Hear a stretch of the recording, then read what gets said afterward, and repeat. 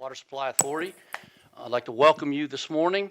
Before we do our invocation, I, of course, call this to order, and I'd like to welcome Ron Cutzinger from Sarasota County today, and also I'd like to recognize Jared Gross from DeSoto County today, filling in for their counterparts who could not be here. So I want to welcome you. If you please rise for the invocation and the Pledge of Allegiance. Dear Heavenly Father, we ask that you be with us today as we serve our community and try to do the best we can to provide good, clean, safe water to this region. And we ask that you bless all those that touch our projects, their families, and all those in attendance today. We also ask that you protect our first responders and our military around the world. In Jesus' name we pray, amen. Amen. I pledge allegiance to the flag of the United States of America and to the republic for which it stands, one nation, under God, indivisible, with liberty and justice for all. All right, thank you very much. So we'll go ahead and go around the room like we normally do, and I'm going to start over here on the left side in the front and work our way across the rows all the way to the back, please. Introduce yourself and who you're with. Yes, sir. Good morning. Good morning, Mike Olive, PNC Bank. Good morning. Good morning, Tim Ritchie, March Against Mosaic. Jim Guido, Water Supply Authority. John Ferguson, Southwest Florida Water Management District. Richard Anderson, Authority Staff. Angela Sane, Authority Staff. Evan Pilichowski, Utilities Director for Manatee County. Good. Good morning, Terry Bullock, Authority Staff. Go ahead.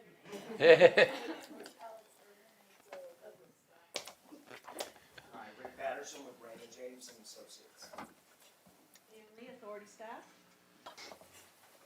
Hi, Ford Ritz, Authority Staff. Good morning, Zach Hudson, Authority Staff. Richard Russell, Fort Charlotte, Citizen. Ashley Neely, Regional Office. Mike Violet, Utility Director, Sarasota County. Courtney Bantam with Hewitt. Samantha Pedro with Freese and Nichols. Dale Pearson, Freese and Nichols. Laura Bomberger, Crowell Engineer. Mike Conjure, Brown and Caldwell. Todd Basso, Brown and Caldwell. Good morning, Alex Buvallo, RBC Capital Markets. Good morning, Molly Clark with Public Resources Advisory Group. Frank Lato, Citigroup. Laura Donaldson, Ransom Wolfstone. Bob Bruner with Archer Western. Bart Jones with CHA Consulting. Eric Howard, Johnson Engineering. Oiva Howard.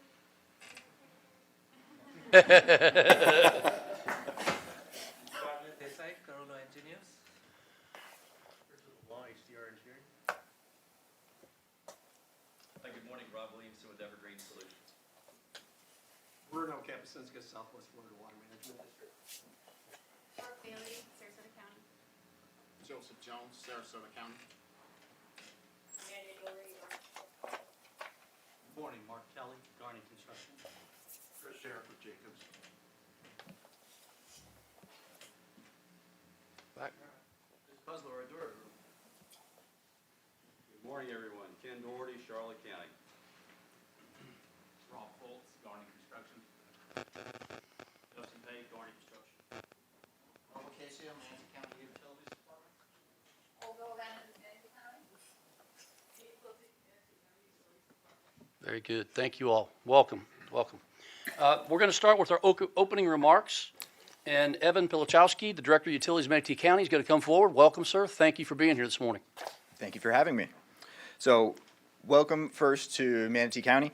I'm really pleased to be hosting the Peace River board meeting today. As you said, I'm Evan Pilichowski. I'm the Utility Director for Manatee County, and I know I haven't had a chance to meet most of you yet, but looking forward to continue to work together. While we are not necessarily a customer of Peace River today, we do recognize that we face a lot of the same challenges in the planning and the build-out of our infrastructure to accommodate future growth. And really, we do recognize the importance of the collaboration and the regional partnerships that this group represents. and really want to make it a point that we look forward to working together to find those solutions to the common goals that we all face. And with that, I will just say thank you again for being here and wish you a productive and efficient meeting today. So, Thank you very much, sir. Thank you. Appreciate it. All right. Now we're going to go to public comment. I do have some cards, and the first speaker, Alex Urban.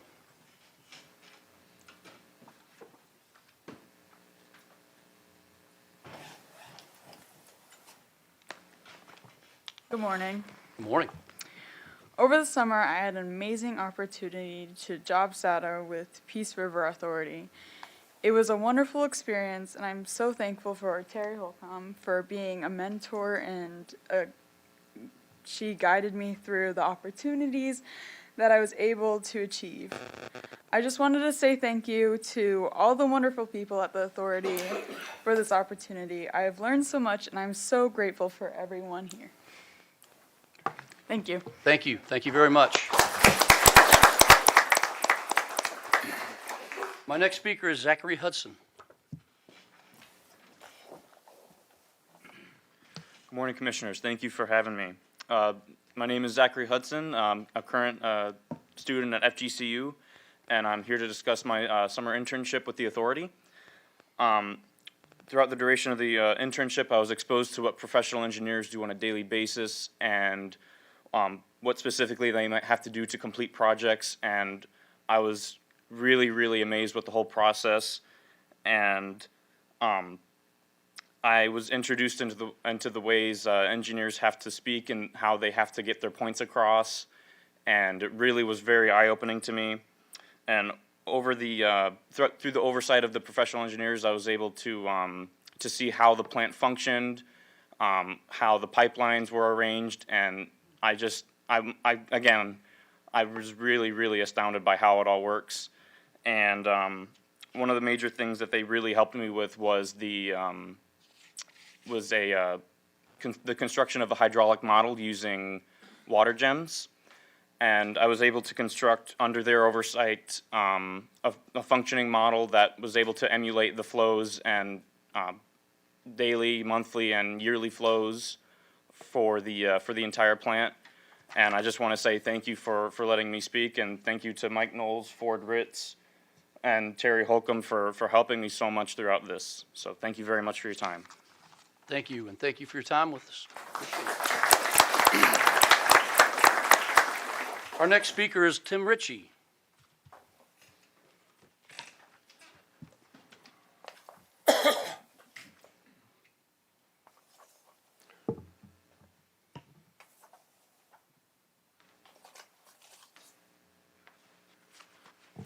Well, good morning, everybody in the chamber here. I'm going to be addressing the Mosaic Fertilizer South Fort Meade Mine Extension. Tim Ritchie, Charlotte County. First time in January 2021, we had the reporting about Mosaic Fort Meade submitting their notification to start building 4 new outfalls and jump all the way to 2023. And we have an expansion going on in Hardy and Polk County that everybody really needs to take a serious look at.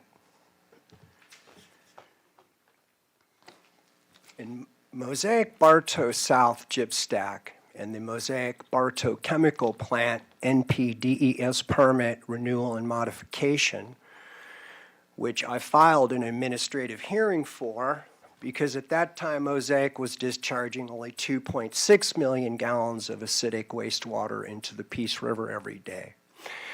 After that modification, it went up to 27 million gallons per day. On July 25th, 2018, Commissioner Langford asked Mosaic's attorneys, how much dirty water are you going to discharge from that plant into the Horse Creek? Their answer was 1 to 30 million gallons, And then the vote came down. It was 4-1. That was reported in China. It was the shot heard around the world. And I have to tell you, and I said it yesterday in the chamber, that the Peace River Authority does an incredible job cleaning our water, providing safe, clean drinking water for Charlotte County. The water that's coming down from Polk and Hardy County is dirty water. I could take everyone in this room right now. I could take you all for a field trip, take you on the toxic tour, that's what we call it, and I could take you to places up where the Peace River is black. It's not tannin, it's black. And why is that? Because of stuff that's coming out of the outfalls. These extensions, and they're buying land, so all the people who live around Fort Meade Mine, they have one choice. You either lick the boots of Mosaic or you sell. And you get your family out of there because there's bone, breast, and liver cancer. You all didn't hear the podcast with Candace Luther. She ran for a seat here. Great podcast with the Bradenton Times talking about the animals, but the water quality. I suggested to our commissioners yesterday, we need to start focusing on everybody coming up with $25 to $50 million. We need Lee County, Sarasota, City of Punta Gorda, City of Northport, Charlotte County. Everybody needs to start getting ready for an administrative hearing coming up in 2025, and we are going to need to stand back to back, shoulder to shoulder, and in front of each other to protect the last remaining untouched land. Mr. Ritchie, your time is up, so go ahead and wrap it, please. Charlotte County, we've lost 5,000 acres of seagrass from 2018 to 2020. Thank you for your time. We need to protect one of the greatest estuaries in this country. Thank you, sir. Next speaker is Richard Russell.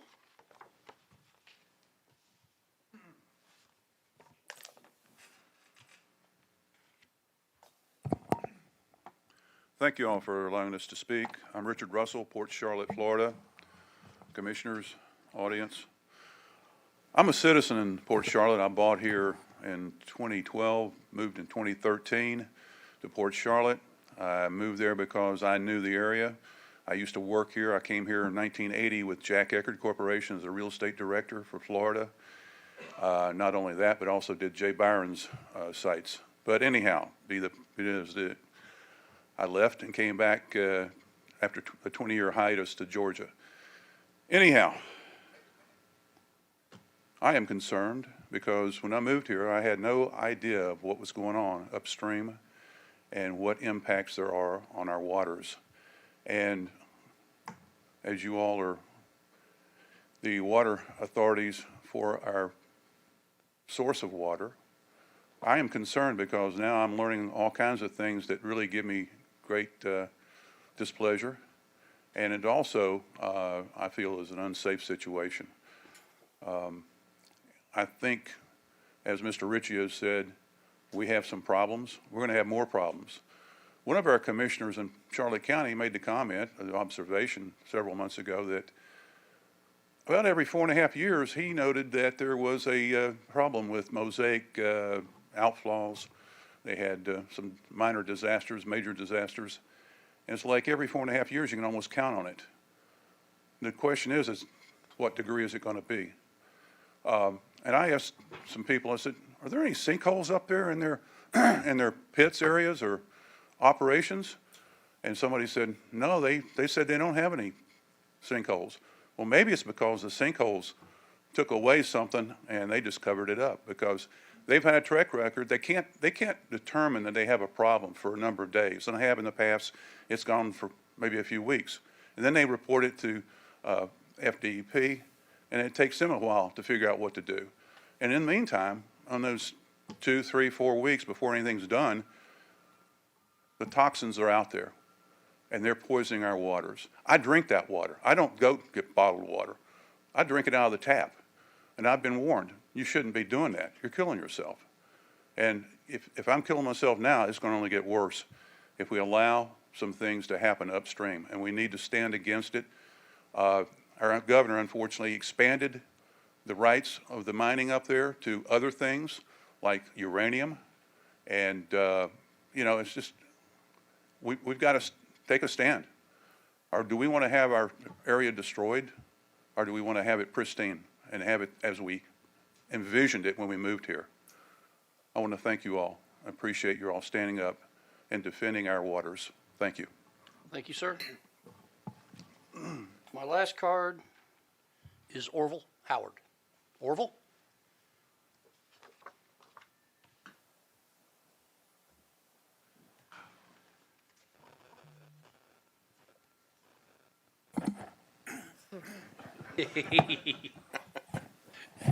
Uh-oh.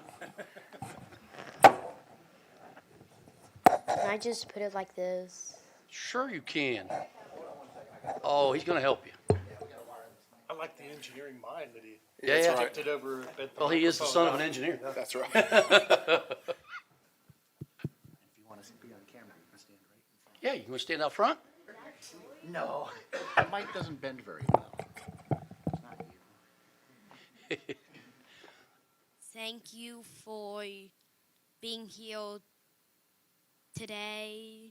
Thank you for cleaning the water, even though you're dumping some of it in that lake. Thank you for allowing us to buy this bottled water, but are you sure that's necessary to dump it in that lake? Like, just wondering why you're dumping in the lake instead of having another tank for all that untreated water.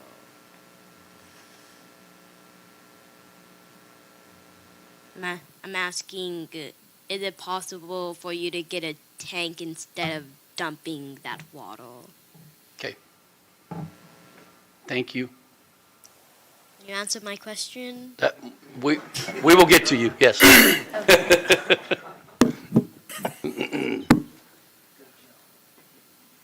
I don't have any other cards, but I will offer if anyone else would like to come forward and speak. Please rise. Okay. See no one rising, so we're going to go ahead and go to awards and recognitions. Mr. Anderson?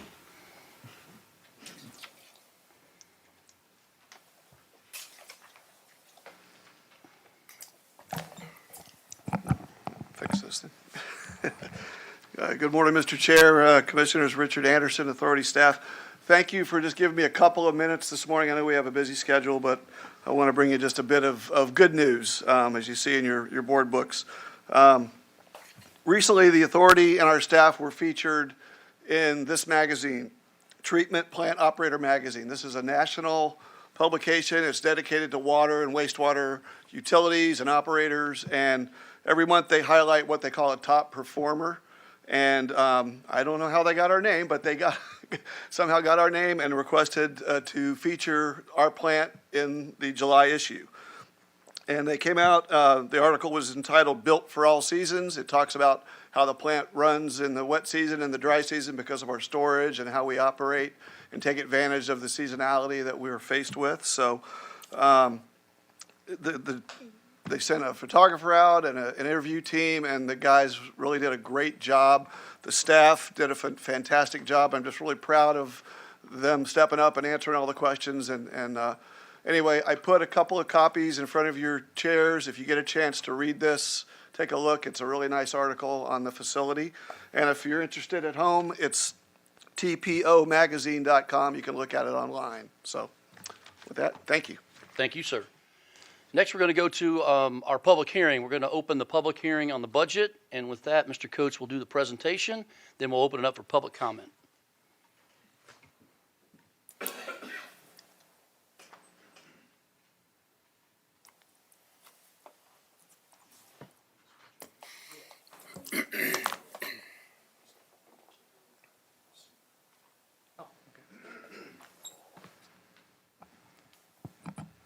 Brand new setup since the last time I was here.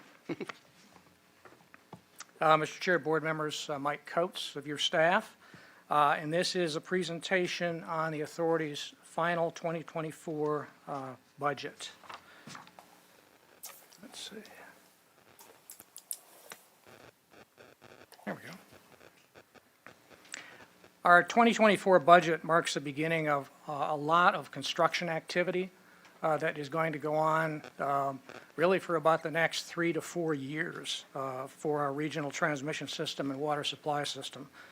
We're moving from design into the construction phase on 22 miles of regional pipelines. We're moving into final design on our next regional water supply source. In 2023, the capital improvement program that we have comprised about 49% of our total budget. In 2024, it's 62%.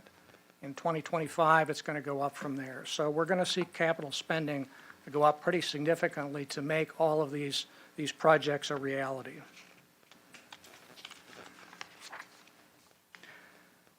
Our public hearing today is intended as the final step in our 2024 budget process.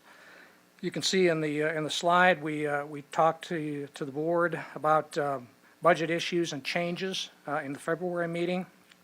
We adopted the tentative budget on April 5th in Port Charlotte, and today, of course, we're presenting the final budget for your consideration.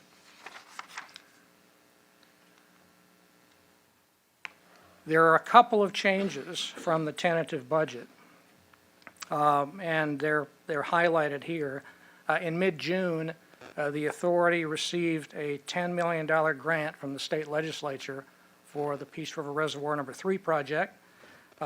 Thanks to the continued support of our legislative delegation, particularly Senator Ben Albritton and House Majority Leader Mike Grant on this project.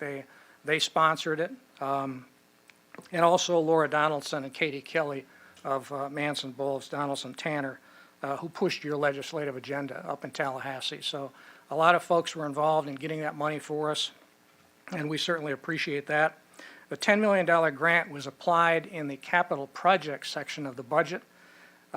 It reduced the authority share of the funding that would go to the Peace River Reservoir Number 3 project for 2024 by $5 million.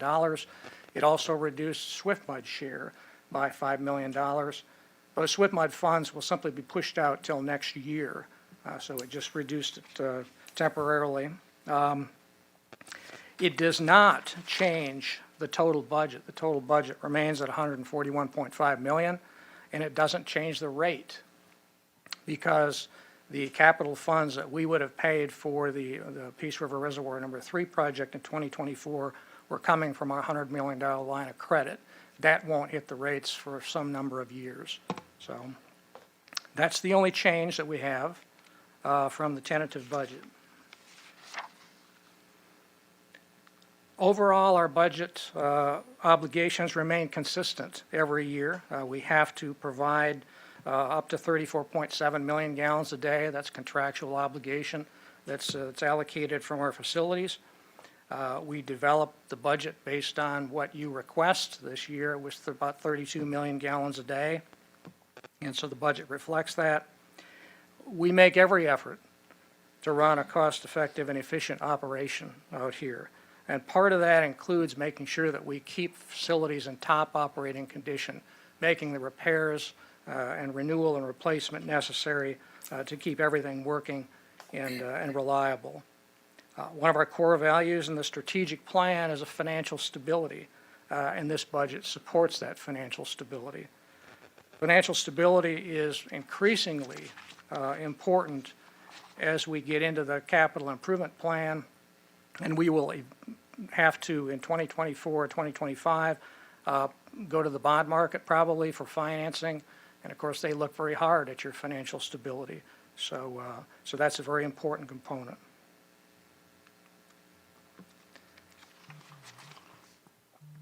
We're set up as an enterprise fund. All of our operating funds come from water sales. They come from assessments to the 5 customers, grants, and borrowing. We don't levy any taxes for our activities. The enterprise fund is split, as you can see here, into 2 categories. One is administrative, the other is facilities. The administrative function covers our Lakewood Ranch office costs. That's the executive the admin, HR, salaries, office expenses. All of the other costs, roughly about 98% of the budget, is for the facilities group, and that's everything else: water production, engineering, construction, water resources, permit compliance, pretty much the rest of the operation.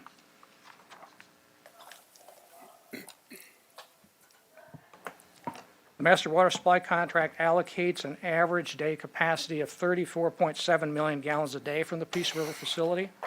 As you can see in this chart how that's divided up by the customers, about 90% of that capacity is allocated to Charlotte and Sarasota County. DeSoto County and Northport have the remaining 10%. Those allocation percentages determine each customer's share of the fixed operating costs of our facility. They're billed based on that pro rata share. For example, Charlotte County has 46% of the capacity here. They pay 46% of the fixed operating costs in the budget.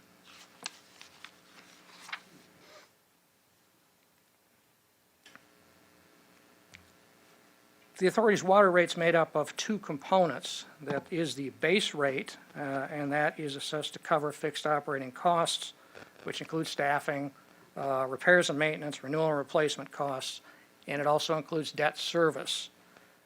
There's a water use charge that's also assessed that reflects the cost of power and chemicals needed to produce the water that is delivered to you. The base rate is levied whether a customer takes their water supply, their allocated supply, or not, because those costs are with us no matter how much water we produce. We still have to pay staff. We still have to keep the facilities operating. The water use charge is only levied based on what we deliver to our customers.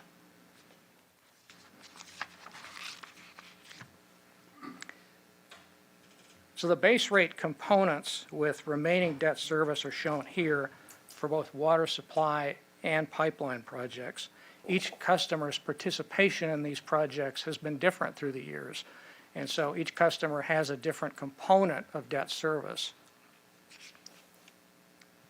For the fixed operating and maintenance costs, like I said, customers pay a pro rata share of the fixed operating costs that's proportional to their capacity allocation.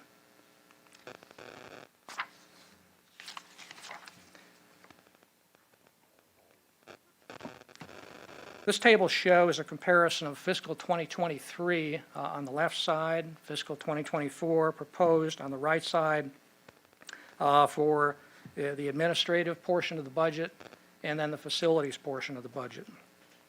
You see the facilities office costs are up about 7%, just with essentially inflation salaries. And the facilities costs, which include the capital improvement program, are up 39%. Over 90% of that facility cost increase is associated with the capital improvement plan, and we'll get a little bit more into depth on that in just a minute.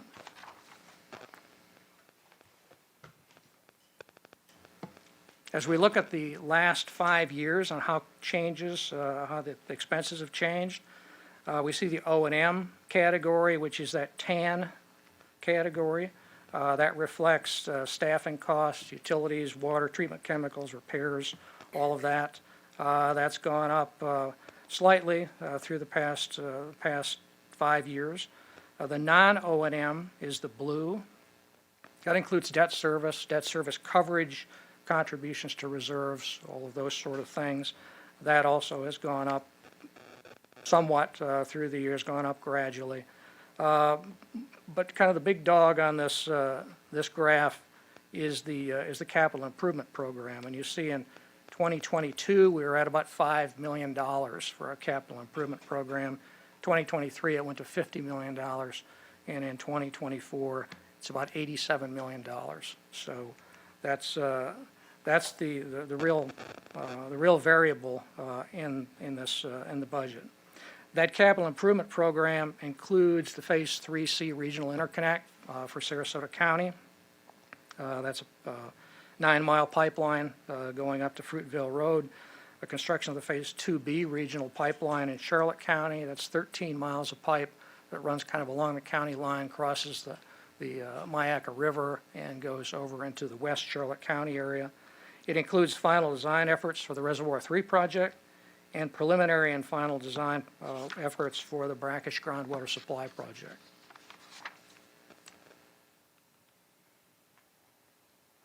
Comparison of revenues for fiscal 2023 budget to the proposed fiscal 2024 budget.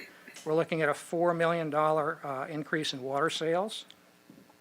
Our funds brought forward, those are funds that are left over from the prior year budget that carry over to the next year budget to help buy the rate down. Those are down about $2 million.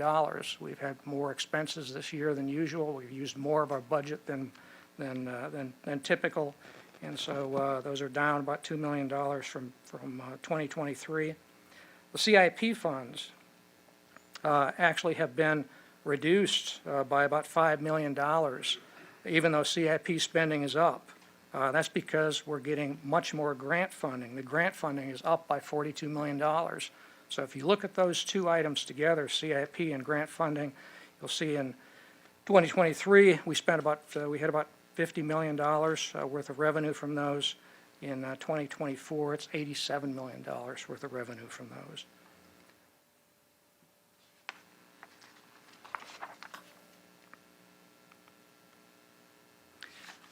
If you look at the other side, the expenditure side of the budget, comparing 2023 and 2024, O&M spending is projected to be up about $2.2 million. That's 9%.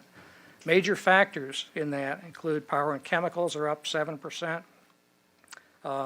Personnel and benefits are up about 9%. Property insurance is up 67% because of the hurricanes, and repair and maintenance about 7%. So those are the primary factors included in the increase in O&M spending. Debt service at $10.4 million is unchanged. The projects, we will see a $37 million increase from last year, again primarily associated with those two pipeline projects I just mentioned, the reservoir expansion project and the Brackish groundwater project.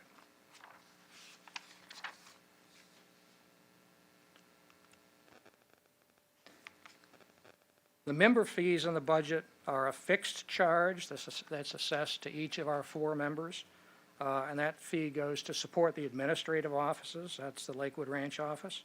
The member fee in 2024 is $465,000. That's up about 7% from last year. 50% of that fee is assessed based on each member's pro rata share of the 4-county population, which is now over 1 million people. And 50% of the share is divided equally, 25% each for each of the members. Okay.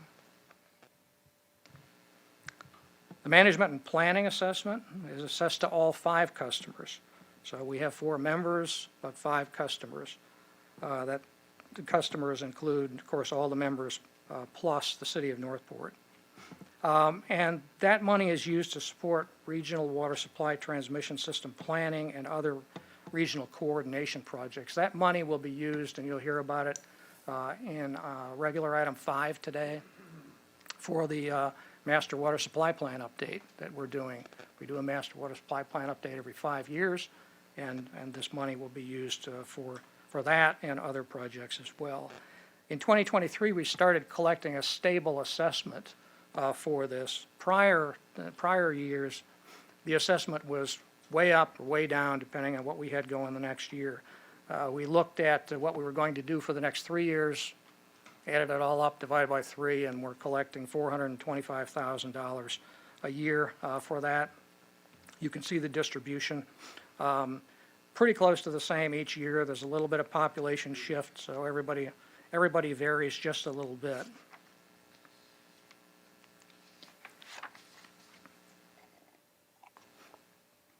So the proposed budget for 2024, you see the water rate here compared with the water rate for 2023. And you can see, of course, Charlotte County and Sarasota County having 90% of the total allocation in the Peace River facility carry the largest share of that. Our water use charge is proposed to go up from $1 per 1,000 gallons to $1.09 per 1,000 gallons due to projected increase in power and chemical costs.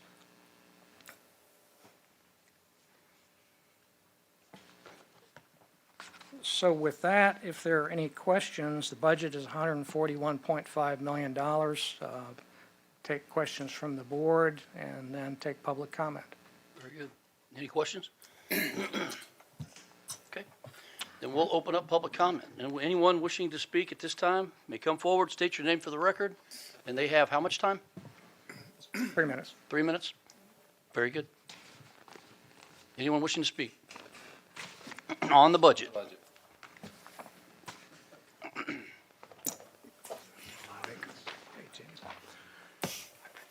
Good morning, Commissioners and everybody in the chamber. Boy, that's a lot of dollars, a lot of money. That's not a baby budget. And I want to thank Senator Ben Albritton and Rep. Grant for helping get this funding. But I need to stay focused on what's really important here. And what really is the most important issue is public safety is number one. Now, a lot of you all don't know what really is going on up in Polk and Hardy County upriver. A lot of you do not know what's happening from Tampa Bay to Charlotte Harbor. Take the Alafia, take Little Manatee, take the Manatee, take the Myakka, and you take the Peace River, and you take the 5 major water bodies that provide life to all of our family members, your children, our parents, all the animals. And I've been watching these meetings very closely in the budget, and I've seen the numbers worked around, and of course we need the expansion. Heck, I'd like to see 2 new reservoirs put up there. But I really must emphasize here today, we have a lot more going on up our rivers than most people want to accept. And when I hear that money is so tight and getting funding here and funding from there, now what I really do not hear is, well, we don't have any money for an emergency. Sounds like a lot of people I know, including myself, that live paycheck to paycheck. And what I spoke about earlier is as important, if not more important, than this whole budget and this expansion. Because in 2025, DeSoto County is going to need our help. We live in the greatest country in the world. A lot of our parents, our grandparents fought for our freedom. They fought for the rights that we all have as citizens. And I know one thing for a fact, that the water is the most important thing in this world. There's no commodity more valuable than water, not even gold. Thank you, Mr. Ritchie. Anyone wishing to speak on the budget? Gentlemen, I see no one rising. I'll take a motion to close public hearing. So moved. Second. Motion second to close. Is there any opposition to the motion? Hearing none, it passes unanimously. With that, we will now go to our adoption. There'll be 2 motions here. First is the motion to approve the budget for fiscal year 2024 in the amount of $141,522,579. So moved. Second. A motion and a second. We have discussion on this. Hearing no discussion, is there any opposition? Hearing no opposition, it passes unanimously. And the second motion I need is to approve Resolution 2023-07, setting forth the rates, fees, and charges for fiscal year 2024. So moved. Second. Motion is second. Do we have any discussion here? Hearing none, is there any opposition to the motion? Hearing no opposition, that passes unanimously. Thank you, Mr. Coates. Thank you. And with that, we move to consent. Does anybody have anything they want to pull? No? Okay. No, sir. I'll entertain a motion on consent. Motion to approve. Second. Motion second to approve. Any discussion or comments? Hearing none, is there any opposition to the motion? Hearing none, it passes unanimously. And with that, we're going to go to our water supply conditions report. Let me pull that one up. Mr. Anderson?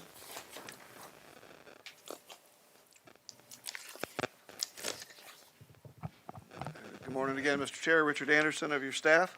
Item one, as usual, is the water supply conditions report. This will cover the water supply conditions at the plant for the month of July and the regional deliveries for the month of June.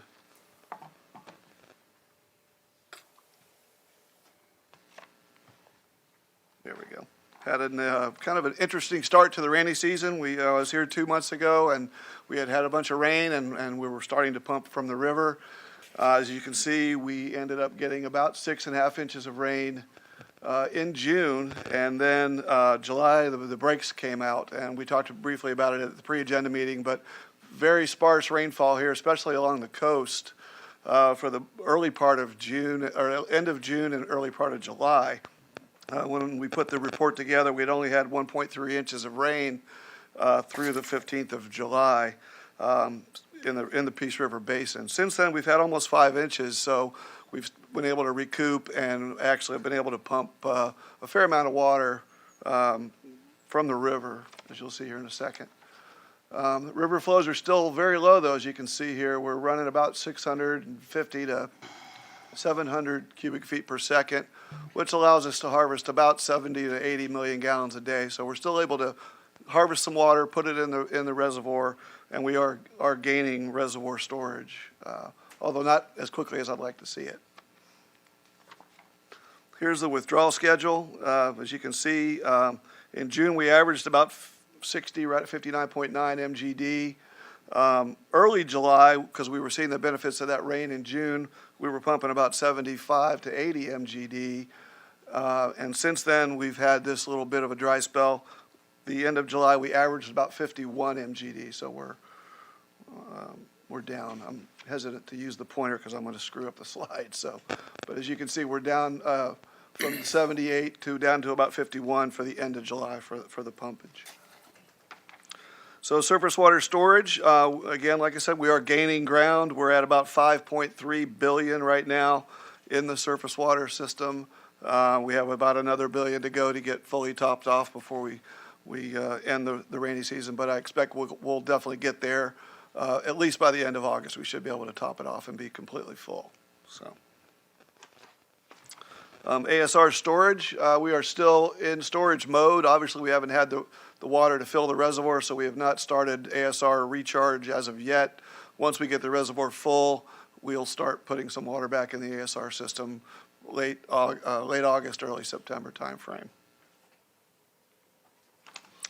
And total days of storage, as you can see here, we have between 9 and 11 months of storage, depending on our demands, even with the reservoir being not completely full. So we're still looking very good shape for this time of year. We take a look at the water production. This again is for the month of June. Very heavy demands in the month of June. Total production from the authority and our customers was 80.5 MGD.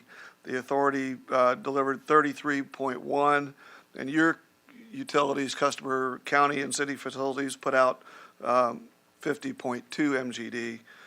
Again, about 3 MGD, 2.8 of that was delivered by Manatee County to your consecutive customers. So total deliveries for the region were 83.3 million gallons. So quite high for a June month. When we take a look at the individual usages, Charlotte County, you guys used about 12.1 from us, from the authority. That's 75% of your allocation for the month of June. Another 0.7 from your burnt store facility. Total usage was about 12.8 for the month. And if you look at your trend, you're still trending up. The 12-month running average is about 0.4 MGD above last year's final number of 12.3.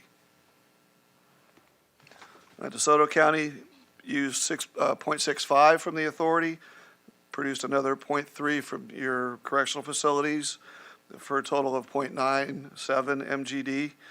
And your trend is again slightly up from 1.03 to 1.08 for your 12-month running average. Manatee County, Manatee self-supplied 40.6 million gallons to your customers, and additionally sent another 3.3 to Sarasota County and about 2.8 to your consecutives on the coast. Total production for the Lake Manatee facility was 46.73 MGD. And again, your trend ending 2022, you were at 37.01. 12-month running average is up almost 1.5 MGD at 38.46. And Sarasota County is still doing construction on the Carlton facility, so they're relying quite heavily on the authority for the next month or so, but they used almost 19 MGD from the authority and were producing only about 1 MGD from their facilities because of this construction. They purchased another 3.3 from Manatee County. Total usage was 23.2 for the month. And similar to Manatee County, you're trending up almost 1.5 million gallons from the end of 22 to the current month.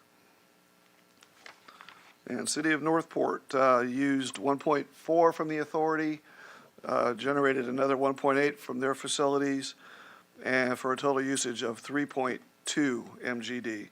And I will make a note on this just to let everyone know, we were notified by the city that they have their Welland Park facility. In fact, I think they had a groundbreaking here a couple of weeks ago. We weren't able to attend, but they have the Welland Park RO water treatment plant online and operating and delivering water. So just wanted to pass that along. And as far as regional deliveries, as you can see, we're still trending up. Last year, end of the year, 79.55. 12-month running average is 82.84. So we're up almost 3 MGD from the end of last fiscal year. Taking a look at the utilization for June, again, we have, with the addition of the Northport facility, we have 107.5 MGD available. We used 83.3, leaving 24 MGD available for usage within the region. And with that, I'll be happy to answer any questions anyone has. Thank you, Mr. Anderson. Any questions? Nope, thank you. Thank you for the report. Next, we're going to go to our legislative agenda. Ms. Donaldson? Is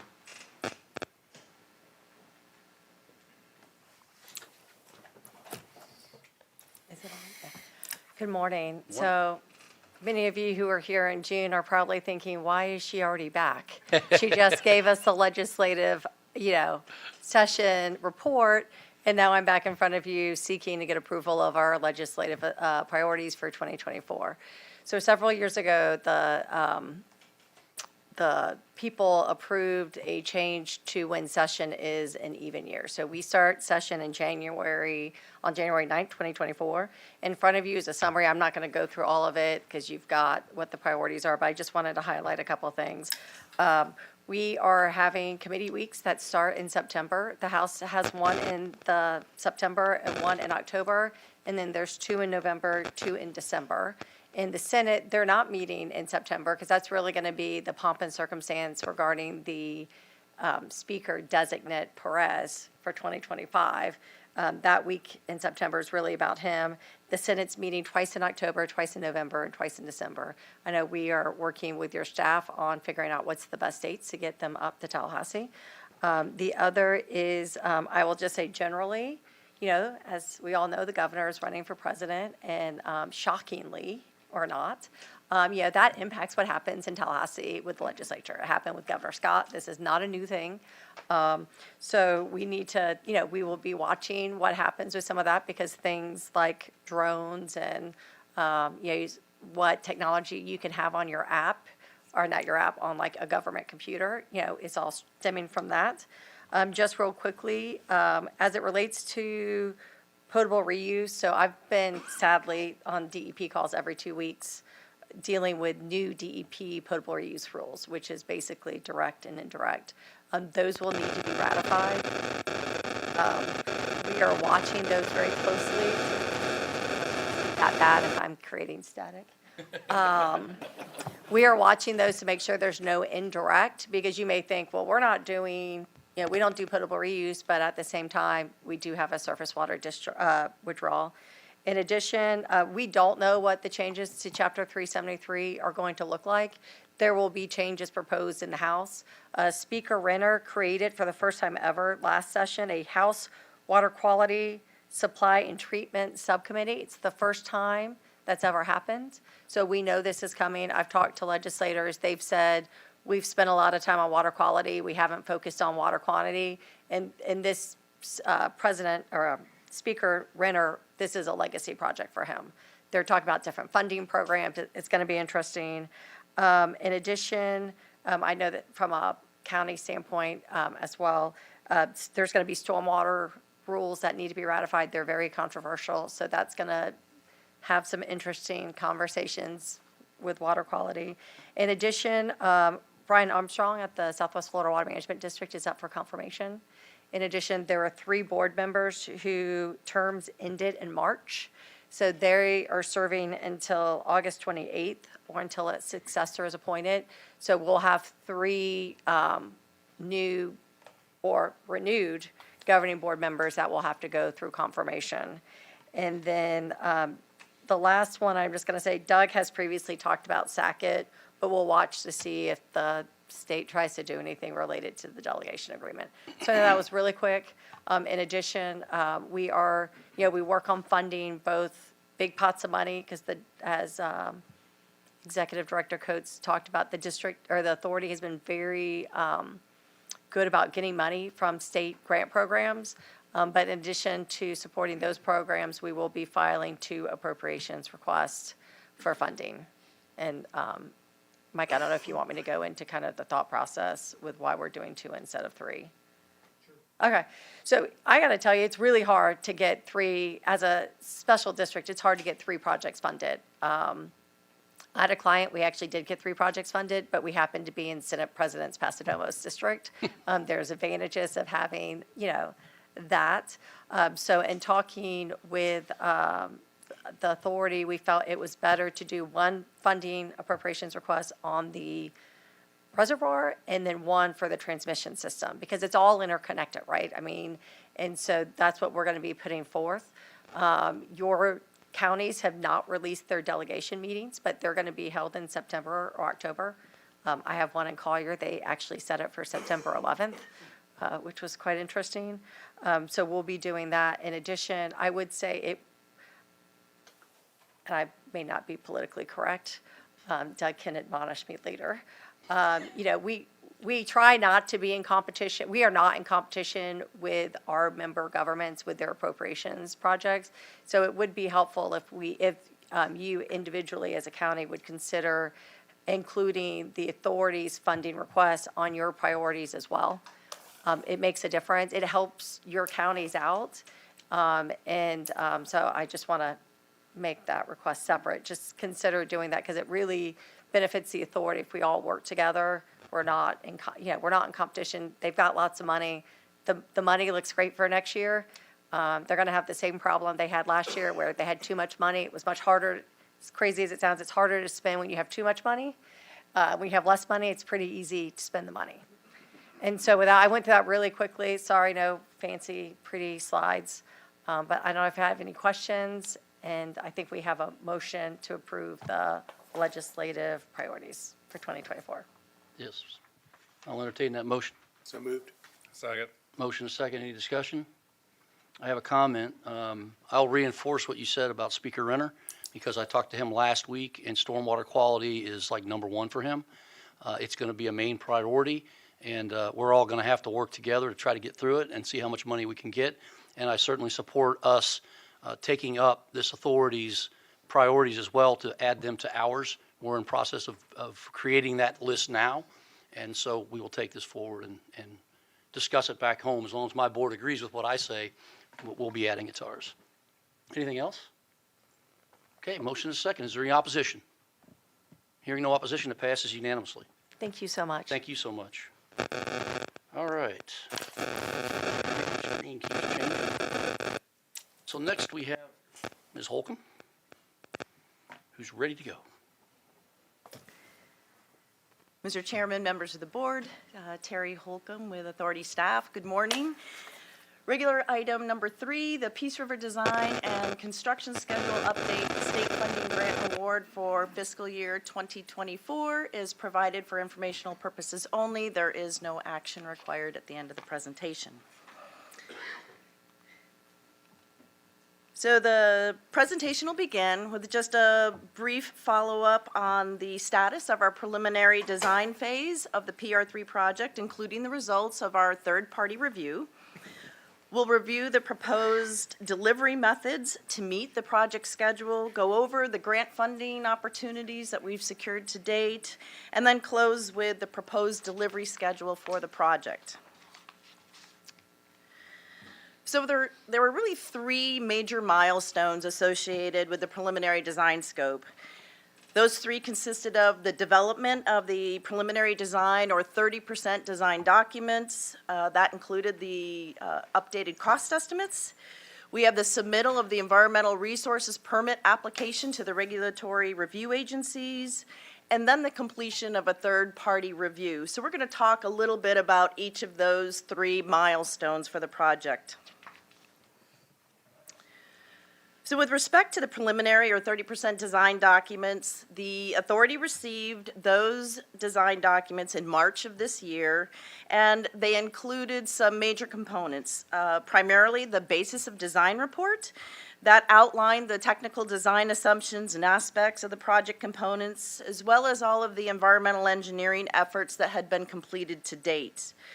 The submittal also included 4 separate volumes of design plans, and those volumes were broken out into those 4 categories primarily because when we bid them out, the contractors have specific specialty areas, pump stations, pipelines, reservoir.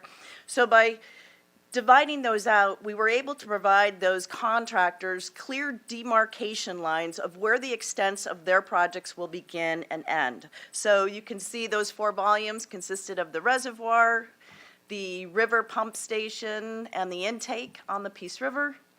We've got the reservoir pump station, which is the pump station that will take the raw water from the reservoir system back to the water treatment plant, and then all of the conveyance piping that connects those new components to our existing assets. The design documents also included construction considerations as well as an updated cost estimate and a proposed delivery schedule for the project. So that was primarily the package that was received with the 30% design documents. The permitting efforts included identifying wetland impacts and potential mitigation options, including both purchasing of mitigation bank credits as well as on-site permittee responsible mitigation. Just letting you know, when we constructed reservoir number 2, we completed all of the mitigation by doing on-site permittee responsible mitigation. So that's how we covered those wetland impacts on reservoir number 2. For reservoir number 3, we have a strategy of using both bank credits and permittee responsible mitigation. And we have a presentation later on in today's agenda that Mr. Guida will go through what that strategy encompasses. So the basis of design report also presented the results of the threatened and endangered species surveys and outlined the regulatory agency interactions to date. Just wanted to let you know that the submittal of the environmental resources permit application, which is that second milestone, is scheduled for September 15th next month. Then we move on to the third-party review, that third milestone for the 30% scope. As a requirement of the cooperative funding agreement with the Southwest Florida Water Management District, a third-party review was completed on the 30% design package by the district's independent reviewer, that was Black & Veatch. They looked at several components of the design documents, looking at them from an appropriateness of the design assumptions and approach that was made. They looked at the appropriateness or the conformance with industry standards, constructability assumptions that were made, the basis of the cost estimate, as well as the delivery schedule. So the independent review was complete in June of this year, and it resulted in general concurrence with the design assumptions and approach, and found that the cost estimates were well within the industry standards for a 30% design set of documents. So moving on to the review of our proposed delivery method for the PR3 project. As a reminder, we have these 4 major components of the project. And when we're talking about the delivery methods, we're looking at the different design and construction methods that we can use to build the project through the procurement process. So the pump stations and the pipeline costs are primarily driven by the timing and selection of the materials as well as the construction methods that the contractors will use. Staff feel that having a contractor engagement and input through a construction management at-risk procurement strategy will have the greatest value added impact to the costs components through this procurement method. The reservoir costs are primarily driven by the contractor's scheduling approach and labor utilization from prior reservoir construction experience. So we feel that the competitive bids that we would get from a contractor going through the traditional design bid build process, taking the design to 100%, and then hard bidding it, we'll get more competition in the market for having those reservoir contractors bid it that way. So that's a value to the authority because we've got competition in the market. So the strategy here is to decouple the reservoir from the pump stations and the pipelines so that we can bring the best value to each of those components. And we're going to see that in the progression of the cost estimates. So looking at the cost estimates that were done at the 15% and 30% design, you can see that the pump stations and the pipeline components offered the best opportunity for value engineering. We saw the cost come down through that process. However, the reservoir costs remain very similar, which makes sense, right? The reservoir, the footprint didn't change, the height of the reservoir didn't change between the 15 and the 30% design. We had some added pipeline into the reservoir because that package for the reservoir included the pipe that would be integral to the inlet and the outlet. So a little bit of a cost increase because we just shifted that into the reservoir component. But you can see that a construction management at-risk delivery method will provide the best opportunity to get that early contractor engagement with the design engineer.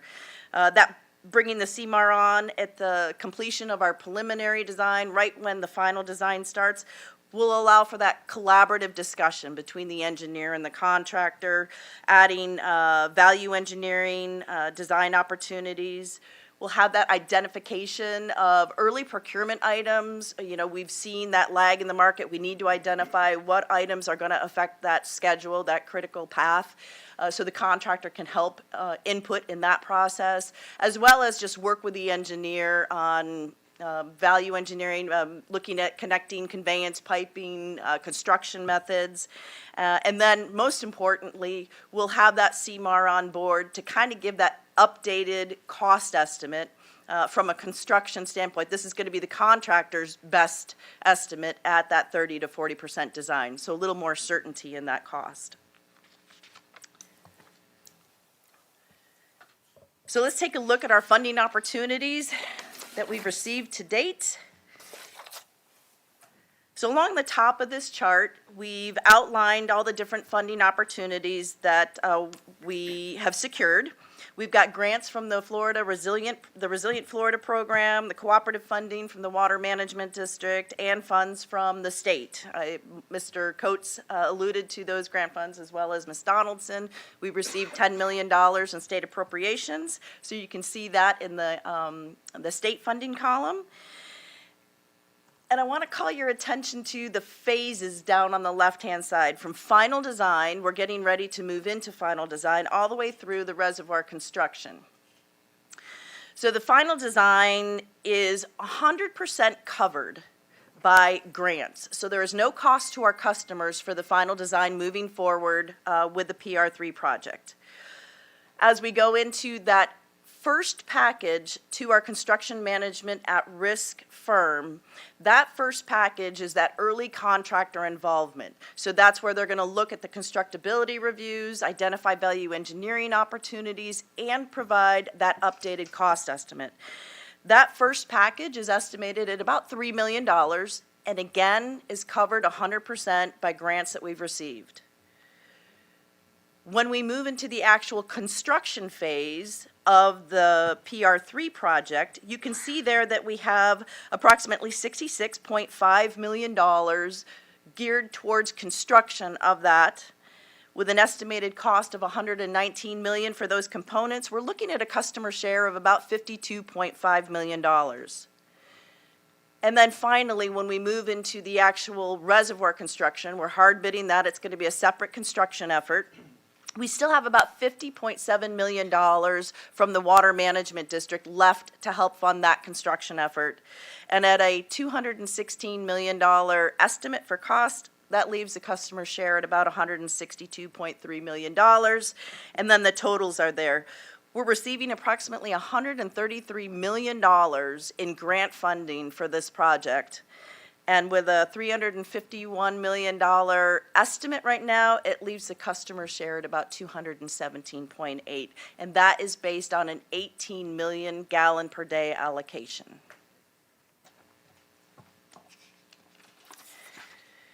So moving on to the delivery schedule. Here's our overall PR3 project schedule.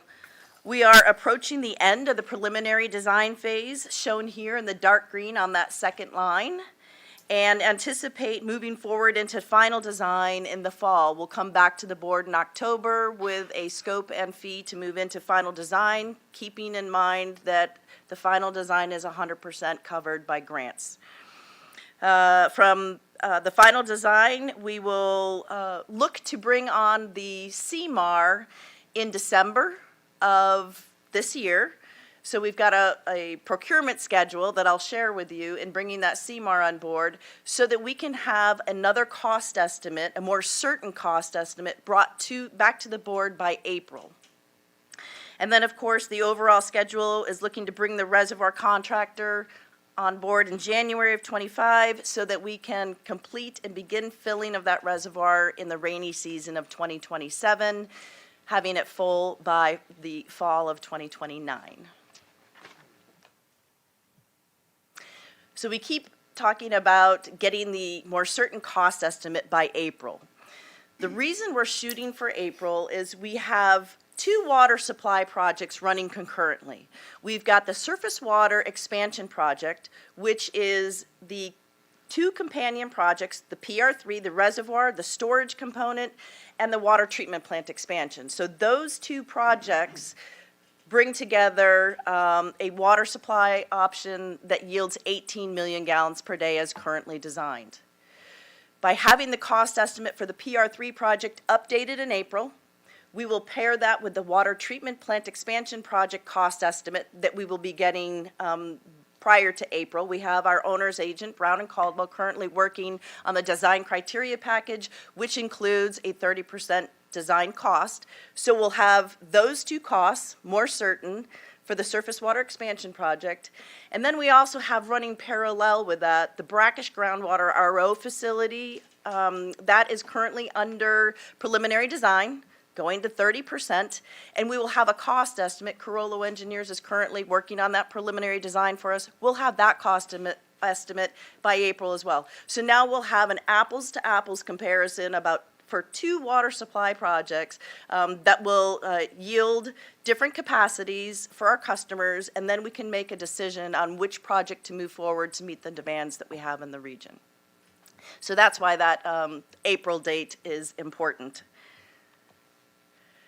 So how do we get the CMAR on board and get those cost estimates complete and in by April? Well, if we work backwards from our December board meeting, you'll see that we advertised for that construction management at risk firm on June 30th.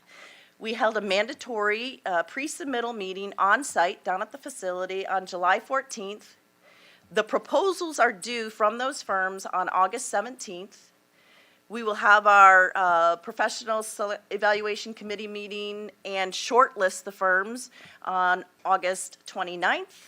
We will invite those shortlisted firms to come back for presentations and selection September 12th. We will bring that selection, the staff recommendation, back to the board on October 4th for approval to move forward into negotiating that first contract, that early contractor involvement phase, for approval at the December 6th meeting. That will be their notice to proceed so we can begin some of that value engineering and the updated cost estimates. So that is the schedule. And with that, that concludes the update on the PR3 project, and I'd be happy to answer any questions you might have. Very good. Thank you, Ms. Holcomb. Any questions? Very thorough. Okay, with that, we have no action on this item, so we can go to item 4, which we will have a motion on. For the record, Terry Holcomb with Authority staff. Regular item 4, the Southwest Florida Water Management District's fiscal year 2025 cooperative funding initiative. This is presented for board approval, and we will have a motion at the end of the presentation for board consideration and approval. So real quickly, the agenda, I'm going to try and make up some time here. We're going to go through a real quick program overview. We'll identify the proposed projects that we're going to submit to the Water Management District for their FY25 funding cycle. We'll give a real brief overview of the 4 projects that we're submitting for funding, and then we'll just cover the cooperative funding schedule. Real quickly, just a program overview. And we do this every August. We come to the board with our proposed projects. We need the board's approval to submit with our applications. So we ask for the board's approval of not only the projects we're submitting for, but also the ranking of those projects. So the Southwest Florida Water Management District's Cooperative Funding Initiative Program allows local governments and agencies like ours to share costs for projects that assist in creating sustainable water resources in the region. I real quickly just kind of wanted to give a snapshot of some of the historical benefits that the authority has received from the cooperative funding program. You can see here that we have over $137 million that has been invested on regional projects from the Water Management District, and that includes the 2 previous expansion projects that we've gone through, the Peace River Option Project, which added 12 MGD to the treatment plant, and the REP, the Regional Expansion Program, which happened late 2010. All came online, but that included Reservoir 2. So we've received significant funding for those projects, and I just wanted to note that the current projects in our CIP that our executive director mentioned are not included in this list, but we do have funding for the Phase 3C project, the Phase 2B, and the PR3. So that number is significantly higher than 137. So the Water Management District published their 2023 through 2027 strategic plan earlier this year. And with the plan, the district identifies objectives for implementing their Southern Water Use Caution Area Recovery Strategy. 3 of those specific objectives and initiatives, I've highlighted them here and pulled them out, include assisting the Peace River Manasota Regional Water Supply Authority in the development of 21 million gallons per day of alternative supply sources, maximizing public supply interconnects, and increasing the percentage of total water use supplied by alternative sources. So you'll see that the 4 projects that we are submitting to the district for cooperative funding in FY25 align with the district's priorities and objectives. So let's move on to the 4 projects. Of these 4, 3 of the projects currently have a cooperative funding agreement in place with the authority. Those 3 include the Peace River Regional Reservoir Number 3 for $115,700,000. Regional Integrated Loop System Phase 3C for $26,550,000. And the Regional Integrated Loop System Phase 2B for $35,750,000. So you can see the match in that middle column for those 4 projects, because we have the Peace River Facility Expansion Project, which we'll talk a little bit about. Although the district does not have any funding identified yet for that project, we're submitting, just in case the district should receive funds in the future. If we don't put the project in there, it's guaranteed we won't have funding, so we're going to submit it in there. But you can see we have about $178 million worth of match for those 3 projects up there. So a significant contribution to our capital improvement program. So let's just review those 4 projects real quick. They should look real familiar to you.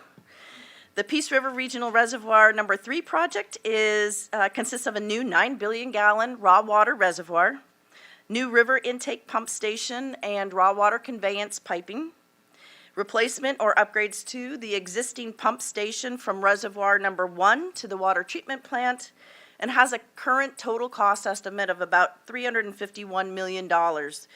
This project is scheduled to be online in the summer of 2027 and would be filling of the reservoir through 2029. The Regional Integrated Loop Phase 3C project consists of approximately 7 miles of 42-inch diameter transmission main. It extends our regional system from Clark Road to Fruitville Road and will serve the demands out in northeast Sarasota County. Total cost estimate for that project is $63,850,000, and that project is scheduled to be online by March of 2025. The 3rd project is our Regional Integrated Loop Phase 2B project. That consists of approximately 13 miles of 42-inch diameter pipeline. It again extends our regional system west along Hillsborough Avenue and south across the Myakka River to serve demands in western Charlotte County. Total cost of that project is estimated at $74.75 million and is scheduled to be online by March of 2026. And then the 4th project is the Peace River Facility Expansion Project. So this is a 24 million gallon per day expansion of the Peace River Water Treatment Plant in conjunction with the PR3 project to yield up to 18 million gallons per day of additional capacity. We have received the draft design criteria package. This is what's considered to be that preliminary or 30% design package. Staff's currently under review, and our owner's agent is looking to complete those bridging documents later this year in time to do a third-party review, which is now required by the Water Management District to have complete prior to submitting for cooperative funding. So we had to quickly get that 30% design done, have a third-party review done, and then submit the project for the FY25 funding cycle. Currently, the total cost estimate for that project is $153.2 million and is scheduled to be online by January of 2028. So real quickly, just going over the cooperative funding schedule. So here you can see the first milestone in red. All the applications must be submitted by the first Friday in October. That's October 6th this year for the FY25 funding cycle. District staff will begin reviews in November, and then we'll send a copy of the applications to the governing board members in December for their review. The district staff will present the preliminary and final evaluations to the board in February and March respectively. And then the board will review those staff recommendations on the final projects and budgets in June with approval at their September board meeting. And then that first contract award will be out in October of '24. So here you can see the 4 projects ranked in order. The PR3 project, Phase 3C, Phase 2B, which we already have secured funding for and in agreements, but we still have to submit for the next year. And then the 4th project, the Peace River Facility Expansion Project. So at this time, I'll take any questions you might have, and you can see the motion on the screen. Thank you very much. Anybody have any questions? Talkative group today. With that, I'll entertain the motion. Move approval. Second. Second, all right. There's a motion to authorize submittal of the authority's fiscal year 2025 cooperative funding initiative applications to the Southwest Florida Water Management District for 4 regional projects and approve the recommended project cooperative funding ranking. Any questions or discussion? Hearing none, is there any opposition to the motion? Hearing none, it passes unanimously. Right. And now we're going to item number 5. And item number 5, we have Jim Guida. Good morning, sir. Good morning, Mr. Chairman, members of the board.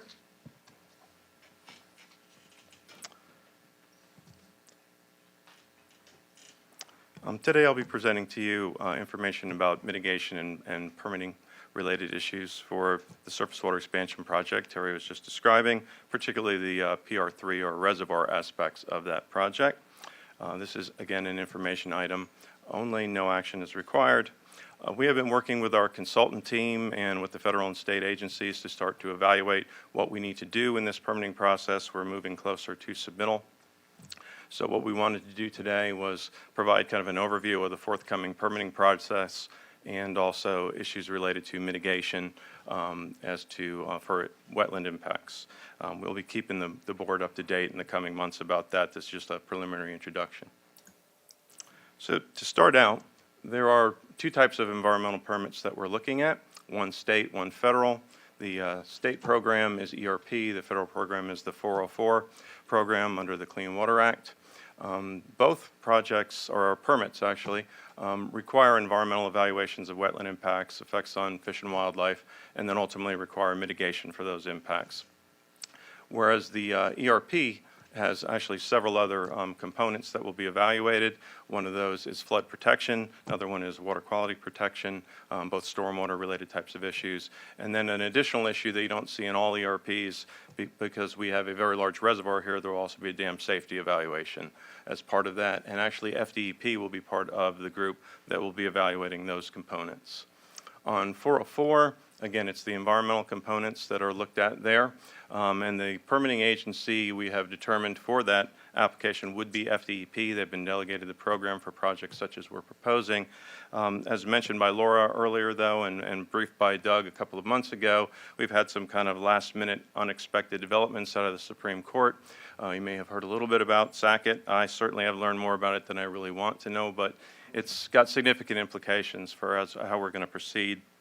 In short, it's revolving around what actually constitutes the waters of the United States and what the federal jurisdiction is over the wetlands on site that we'll be dealing with. So that's going to be a significant consideration for us. I would point out that with the ERP program, we're going to mitigate all wetland impacts that we have. So I think this is really a regulatory process issue as opposed to an environmental outcome type of issue.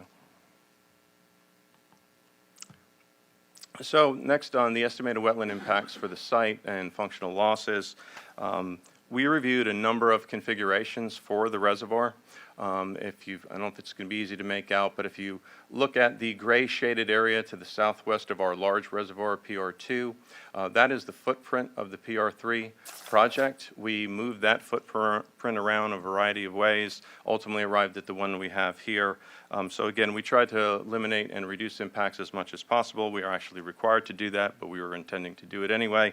But it's not easy because this is a contiguous footprint of about 900 acres, and it's also about 1.5 miles square. So that's pretty difficult to do in Florida, where you can throw a rock and hit a wetland just about every time. So with that, we have about 237 acres of estimated impact at this point in time. It's in 2 watersheds, Myakka and Peace. There are impacts to both herbaceous and forested wetlands. The most of the impacts are in the Myakka and most are herbaceous in both watersheds. We have completed our delineation of the wetlands and all the preliminary environmental work with our HDR team.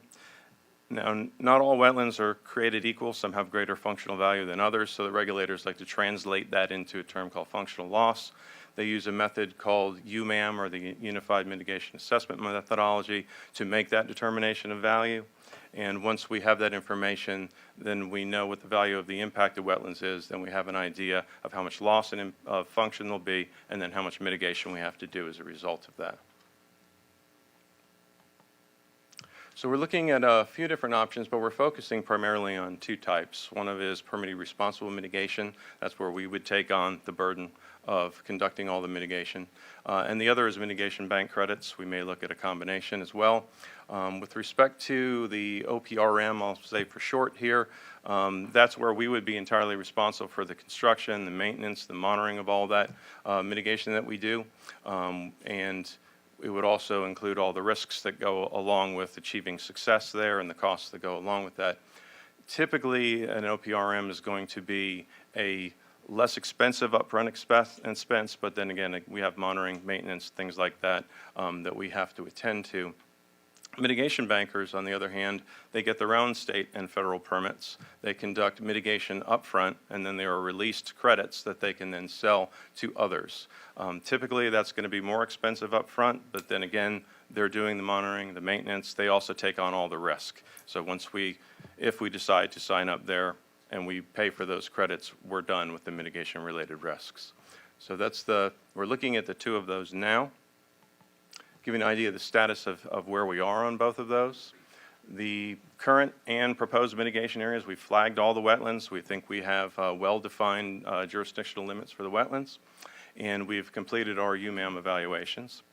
We're now in the field with SwiftMud looking at those. We wanted to jumpstart the permitting process. This issue can be among the most important and also can bog you down a long time in the permitting process. So we submitted what's called a formal wetland jurisdictional determination, or a formal JD. You may have heard that term before. We've also submitted a conceptual application to try and tie down those UMAM scores. And our goal there, obviously, is to make sure we all agree on the wetland lines, we agree on what the value is and what the mitigation package can be. So that's the intent of that. So we're actually, again, while we intend to submit in September, that was a way of kind of jump-starting the process. So far, with the on-site permitting responsible mitigation we think we can mitigate more than necessary on-site, and possibly even have excess mitigation available to us for use on future projects. Whether we really want to do that or not is still in debate right now. The board has interest in things like solar panels out at the site for solar energy. We're also talking about a brackish groundwater well field. We're slowly and surely working our way into using just about all the available lands. The excess mitigation footprint we have right now is over 1,000 acres in size. We don't need that much, so we're having quite a bit of discussion about whether we really want to do that much on-site mitigation. But that is where we are at right now. The preliminary cost estimate has been completed for that excess mitigation scenario. That's about $16 million estimated. That's for all the construction, the monitoring, the maintenance for 10 years. For the mitigation bank, we had a lot of different information. Not all of it necessarily was entirely reliable, so we decided to go out and actually do a request for proposals. So we sent out an invitation in late June. We received responses in late July. We asked for information about what type of credits and how much of them are available now, and then how much we might actually have available to us come next September. That's a bit of speculation as to September, but we asked for that because by next September, we're hoping to be closing in, if not already having a permit in our hands. But we also hope to be turning dirt by early 2025. So we wanted to get some insights on that. We asked for information as to credits by basin that are available, whether they're state credits or federal credits or both. And then also, are they forested, are they herbaceous? And then ultimately to give us an idea of what the unit cost would be proposed. We are still in the process of evaluating what we received. SACIT makes that a little bit more complicated, but we are evaluating what we've got. What we know so far is there are quite a bit of credits that are available in both basins, but we don't think we're going to have enough to do 100% offset like we do on site. There are ways to deal with that. I won't get into all the regulatory details, but there are ways to actually do mitigation outside of the watershed. Typically, a agency would like to see you do mitigation within the same watershed. Here, our watersheds abut against each other, and really, I think from proximity and proximal standpoint, on-site mitigation or mitigation in a watershed that is adjacent would not necessarily be a problematic thing. That being said, we might still need some type of on-site mitigation, but it could be a lot less than what we're looking at right now if we wanted to do 100% on-site. One of the bids put in a sliding scale on cost. The more credits we bought, the cheaper it would become. Makes sense. We also know, again, that the need for whether we need a federal permit or to what degree we need a federal permit, how much mitigation we might need to do, we're still evaluating that, but that's going to play into what we decide to do. But ultimately, we're going to be looking at the cost differential, and we're also going to be looking at what do we want as the optimal use of the RV Griffin. So all those things will be part of our consideration process. So what are our next steps? We will be submitting that ERP permit application, as Terry said, by September 15th. We have been planning on submitting a 404 application by September 15th also. Again, we're evaluating that to see to what degree we actually do need to submit for a 404. Interestingly, you don't have to have and good for us, that we don't have to have a mitigation plan decided on when we submit. That's all part of the negotiation process anyway. Again, we think we've got a really good team, and we think we've got a really good estimate of what type of wetland impacts we have, how much mitigation needs to be done, but we need to work through that and then ultimately talk about what type of mitigation works best. So that'll be worked out during the permitting process. We'll certainly be coming back and providing you updates on what our findings are, and before we commit to a mitigation type, we certainly will be back here securing your approval, particularly considering that the mitigation banks will require an expenditure of monies at that point. But that's my overview for now. If there's any questions, I'd be happy to try to answer them. Very good, thank you. Questions? Yeah, you mentioned you thought preliminary estimate. I understand it's a sliding scale here, but on-site mitigation, you said 16 million, including 10 years of maintenance. Yes, sir. Did you have an idea if instead you were to do the bank and buy the credits? Do you have a number for that? That's what we're evaluating right now, and again, that depends on whether it's state and federal, and so there's still some things that are up in the air. We generally think it will be more expensive for mitigation bank, but we don't really have numbers around that yet.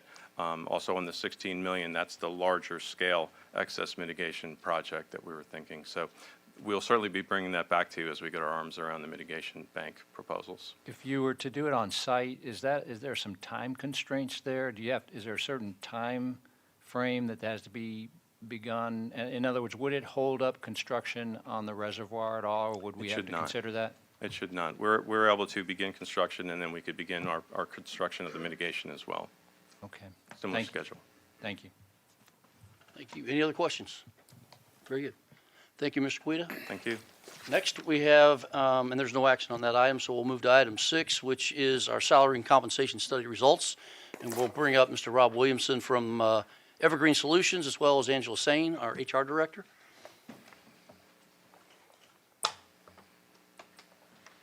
Good morning, Chairman, members of the board, and authority staff. My name is Angela Sane. I'm the HR coordinator for the authority, here to introduce Rob Williamson from Evergreen Solutions. He was the project manager on our compensation and classification study. Thanks. Good morning, Mr. Chairman, commissioners, staff. It's good to be with you today. You may be surprised to learn that I've got a PowerPoint for you. Right, but this one is only about 10 minutes or so, and then obviously feel free to pop in at any of the slides that you see if you have any questions as we go through. But we feel like we've got some really good information for you because we know how important the staff is. They're the ones that make this go, right? And so making sure that we're meeting your goals of providing a competitive, market competitive wage, we feel like we've got some great recommendations to show you. So just a quick agenda. We're going to go through, obviously, compensation-related philosophy, outlook, review, and then we're going to get to the money slide, which is the one everybody cares about at the end. How much is this going to cost us? So the study process started with a kickoff call with your project leadership team, which I have to tell you, you have a heck of a team here. Mike and Angela have been amazing throughout. They have asked tough questions. They have challenged us along the way to get to the most defensible results, and it has been an absolute joy to work with them. We came on site and we did orientation sessions, focus groups with your staff, and basically you hired us to do about 4 things. You hired us to survey your employees, you hired us to survey the market, to put that data together, and then now report on it. So we did that. We have a job assessment tool. We surveyed all of your employees, then we observed that market position, and ultimately we're trying to bring you a revised pay plan that is fair internally and competitive with the market. Look, we want to have a pay plan that's fair, that allows you some flexibility in what you're doing, but also it has to be fiscally responsible, right? We have to make sure that we're being good stewards of the money that you're bringing in.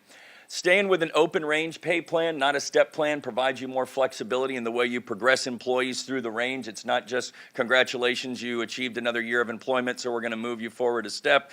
This is going to allow the leadership more flexibility in how they progress employees, and that's going to be based on tenure and performance. Here's something I wanted to share with you. This is a slide relative to the employee participation. So that survey instrument went out, and you exceeded the national average in participation. Your employees were leaning forward. They were very interested in what's going on. And then that classification summary at about 92%, that means that we captured about 92% of all job titles that you have here, which means that we feel as though that gives us a more defensible recommendation.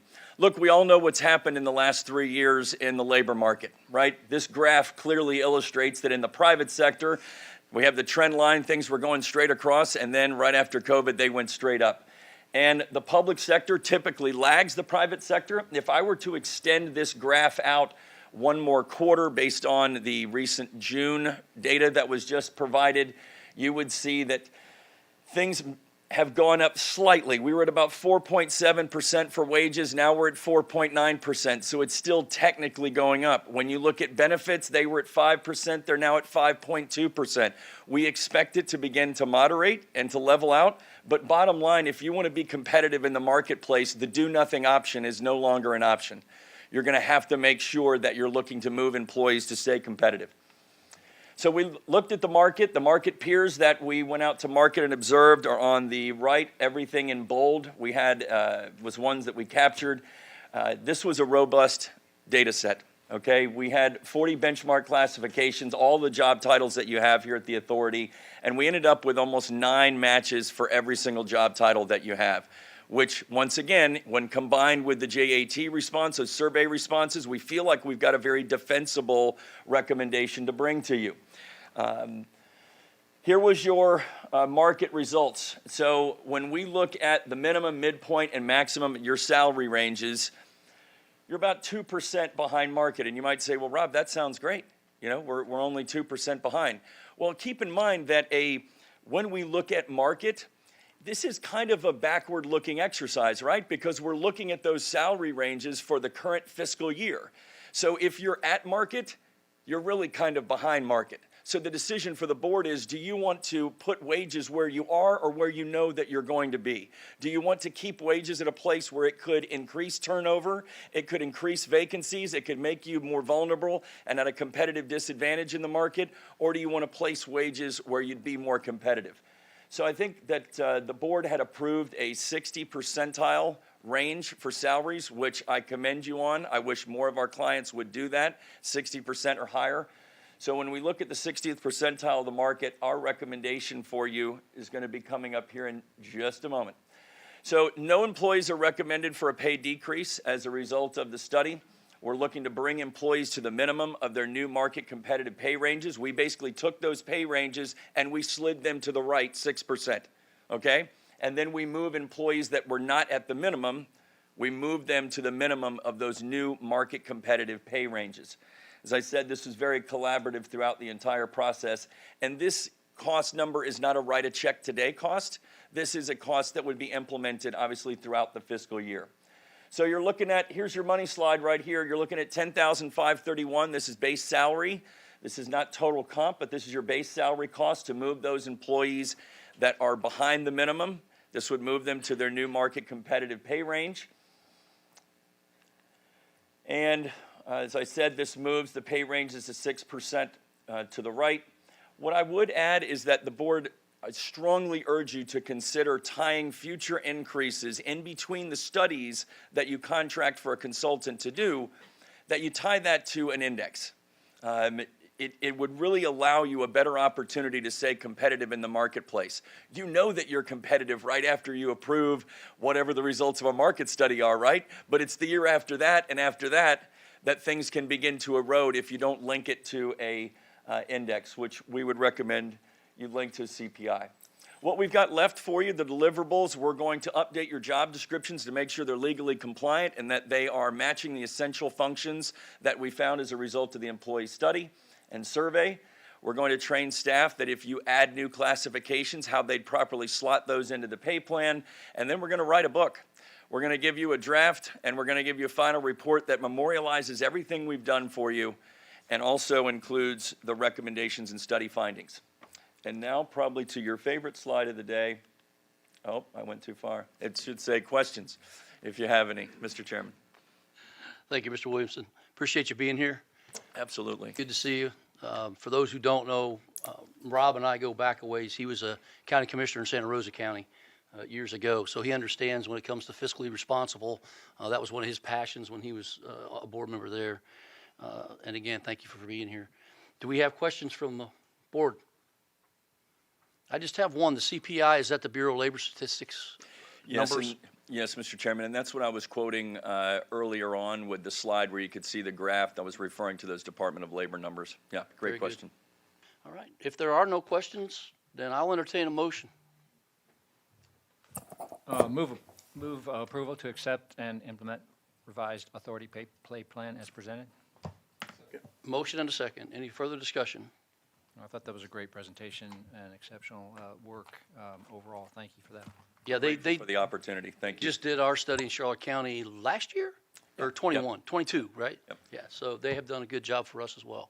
We have a motion, we have a second. Is there any opposition to the motion? Hearing none, it passes unanimously. Thank you all very much. Thank you. All right. With that, we will go to General Counsel's report. I think it's an agenda item for me, right? Yes, Okay. And I believe Richard is also joining me at the dais. I have you as an agenda item.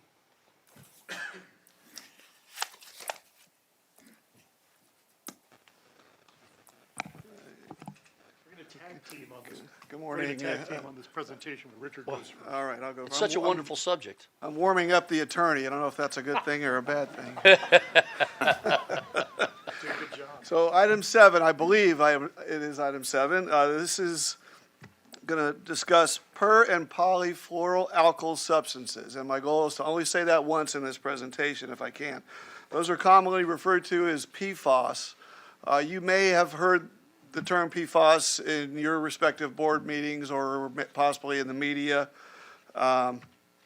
These refer to a group of compounds that are about to be regulated by the EPA. Okay, so what are PFAS?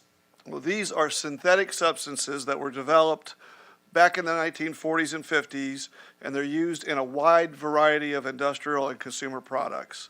Again, they were developed back in the 1940s for things like Teflon pans, nonstick cookware, firefighting foam, and they have been dubbed what's called forever chemicals, and that's because of this strong carbon-fluorine bond that's almost unbreakable. These things take forever to break down in the environment, so they last for many, many years. Excuse me. They're actually been found recently throughout the environment. They're in the water, the soil, plants, animals, just about everywhere they've looked. I believe South Florida, they even found it in rainfall at one test. So these compounds are everywhere. There are about 3,000 compounds identified to date. The EPA is looking at regulating only 6 of those, so don't worry, that's not the full 3,000. But they are looking at promulgating some regulations. Here's an example of what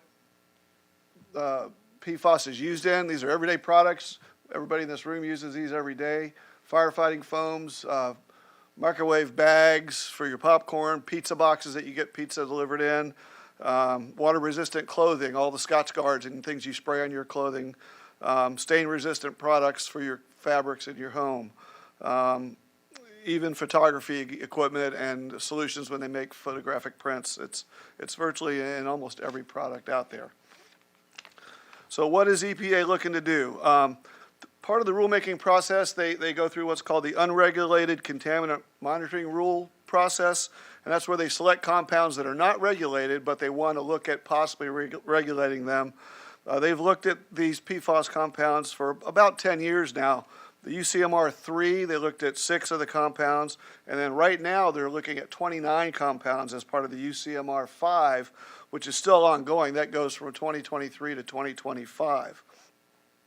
So simultaneously, the EPA has proposed regulations on 6 of these compounds. They actually promulgated a rule or proposed a rule back in March of 2023 for 3 new drinking water standards. One for the PFOA, one for the PFOS. Both of those are at 4 parts per trillion is what they're recommending.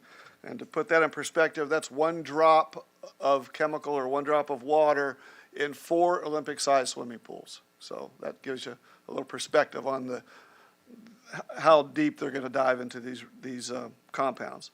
It's going to require utilities to do monitoring quarterly from here forward, similar to we use for disinfection byproducts. It'll be a quarterly running average that you have to comply with or do violation reporting. And they're estimating that up to 5,000 utilities are going to have to do some sort of advanced treatment to mitigate these compounds. Here's a quick look at the timeline. The first 5 bullets have already passed. The original determination was made in 2021. At that time, they put the regulation at 70 parts per trillion. As I mentioned, the 2023 version has dropped it down to 4 parts per trillion. They have already gone through public comment, and that has been closed. And the rule is set to be promulgated in December of 23. And the real problem for utilities like us is effective date would be 3 years after that, 2026, to be in compliance. If you're not in compliance, that gives you a very short window to build any kind of treatment process to mitigate for these PFAS compounds. And again, the treatment cost is another huge issue. The things that work best cost a lot of money to treat: granular activated carbon, ion exchange, reverse osmosis, all very expensive treatment options. Nationally, they're saying $70 billion over the next 20 years may be involved in the treatment improvements. We think that's very low, as 66,000, as you'll see, utilities have to comply with these regulations. And they're estimating about 10% of those are going to have to build some type of treatment to mitigate for these things. And all that is just to warm up Mr. Manson here. He's going to talk about litigation that's occurring as a result of these proposed regulations. So, Doug, there you go. So the PFAS, I couldn't pronounce what it was spelled out. That's why Richard started the presentation.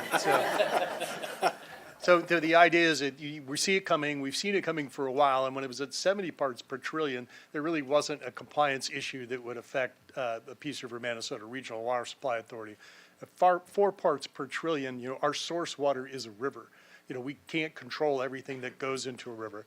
And I'll point out to not just you on the dais, but everyone in the room, including me, we are PFAS generators. PFAS is being intaked and discharged by all of us. So it's in our wastewater streams as well. So the idea is that it does ubiquitously turn up everywhere just about that you can imagine, especially at this almost detection or detection limit. We're right near the detection limit on it. So what's happened? Why was litigation started? Well, they determined that not only did the companies making PFAS know this, but they actually started looking into whether or not we should actually produce it. So they kind of found the smoking gun in the litigation. The 2 cases have been going on for about 4 years. I put this up because in addition to what we were just talking about in wastewater, suspected industrial discharges of PFAS, you can see that in populated areas, the number of discharges are huge. And you kind of got that fire foam, which is frequently used, and other compounds that you wouldn't even think of. The one that got me that Richard was saying was, I was a huge Scotchgard fan during college, running shoes, everything I could. I sprayed down with that stuff because, it kept anything from sticking to it. Well, anything you have that doesn't stick is because they're using some PFAS compound on it practically. So what's happened? Well, they created a case in federal court, and then they've created what's an MDL, is just a multi-district litigation. So think of the court kind of acting as a gatherer. So you file your lawsuit, like for instance for Peace River, you'd file your lawsuit locally here in circuit court. But then the defendants will remove that case to the federal court. And this judge, Gergel, has set it up that he'll capture all those cases that are in this area, meaning the entire region here. So we have plaintiffs, state, territories, public and private water providers, individual well owners, property damage like the contamination to the soils from PFAS, medical monitoring, and personal injury cases. So these are our key players, those who are being sued in the lawsuit. 3M, DuPont, and many more that were manufacturing these, I said chemicals, but it's a series of chemicals, many compounds. 4 years in on the litigation, the full discovery has already occurred to what we call the bellwether plaintiffs. And the ruling is there'll be no more extensive discovery. So for the authority to join the litigation, or any government to join the litigation at this point, all it is you provide a fact sheet. You don't get caught up in depositions or things like that would be inconvenient or take up so much time. So the idea would be the court already knocked out the major defense. That's driven them to basically what the first trial would have been in June 2023. And I'm sure you've probably heard there was a mediator appointed, and there has been settlements. And we'll discuss those in a moment. There's many Florida entities already involved in the case. I know you recognize some of them. Tampa Bay Water would be I guess we call that our aunt or uncle water authority up in the Tampa area. And many, many cities and states have done it. Why is this a good time? Well, there has been some issues here. We've had some settlements proposed. Now, the way it works in federal court is the parties can agree all they want. The judge has to approve the settlement. So the settlements have been proposed, $1.185 billion in the DuPont case, and then, I think it's $10.85 billion in the 3M case. And so they've created funds. You've seen how this is done. This is not a class action lawsuit. You actually have to join as a plaintiff in this one. But the way it will work is similar in that they'll then create classes. And right now, the first class of people that are going to benefit, this settlement is strictly for drinking water providers. So there's all those other classes we saw, the personal injury, the property damage. This is just for drinking water. So the idea would be we'll be looking at how will this money be distributed. There has been, we do qualify, if you will, into that group, and not the bellwether plaintiffs go first, but after them would be the next group that have PFAS in the water. The source water, the river has shown PFAS in it, and so at levels well below 70 parts per billion it was being tested, but 4 is a little difficult. I mean, that sometimes it's going to peak up on that. So we have the information factually to be able to go forward in the case and to be eligible for receiving funds in the settlement. So that's why I think it would be, the idea is to go forward in the case, and that's what I'm here talking to you about. How do you go forward in the case? Well, it's going to be a contingent fee case, which means there's no cost to the authority as long as you don't get an award. When you get an award, then the attorneys, which includes my firm and the Barron and Budd firm out of Texas and the Kazakh Sumac, so I wish they'd limit it to 2, right? Parasala and Taylor out of Louisiana. These are the 2 firms been pursuing this litigation for the 4 years. We jointly represent you. We obviously keep you informed. We file the case here in Florida. Then if they win, 25% of that gross net proceed that goes to the lawyers jointly, all of the firms. And the contract we provided and the materials shows you how the contingent fee is split out and how that money is derived. But the idea is to get in now, I think, is essential. Earlier may have been better, but we were just keeping an eye on the case to see what potential money would be available. The money and the numbers that you're talking about for cleaning this up will far exceed these corporations' ability to pay. There's no question about it. the estimates that you saw at 50 million or 5,000 were done years ago, and they're low. There will be far more utilities involved. There's already a movement to create federal money as well, but as you can imagine, we're talking, billions of dollars, and implementing it isn't that it can't be done, that we can't engineer it and build it, but there'll be not only a capital cost involved in that, but then there'll also be a reoccurring cost because, every treatment process takes additional money. So this is one avenue to be able to pursue getting money from the people that were responsible for placing this chemical out there without understanding, even when they did understand, there were going to be harmful impacts to drinking water.